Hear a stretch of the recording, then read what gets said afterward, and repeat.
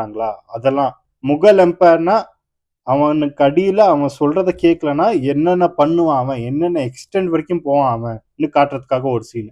அவன் எவ்வளவு ரூத்லெஸ்ஸா இருப்பான், மனுஷங்களை எப்படி ட்ரீட் பண்ணுவான், உமன் எப்படி ட்ரீட் பண்ணுவான், அதெல்லாம் காட்டுறதுக்காக. ஓ, அந்த டீட்டெயிலிங் எல்லாம் சூப்பரா இருந்துச்சு. அப்படியே எங்களுக்கும் அந்த கோவமும், அவனை பார்த்தா அந்த கொஞ்சம் பயமும், அதே மாதிரி கோவமும் வருது. அதெல்லாம் காட்டுறதுக்காக ஒரு சீனு சூப்பரா இருந்துச்சு. ஸோ அந்த கேரக்டர் பில்டிங், நான் என்ன சொல்றேன்னா பேசிக்கா அந்த கேரக்டர் பில்டிங் அது வில்லனுக்கும் கொடுத்துருக்காங்க, ஹீரோக்கும் கொடுத்துருக்காங்க. ஸோ அந்த கேரக்டர் ஒர்க் எல்லாம் சூப்பரா இருந்துச்சு இந்த படத்துல.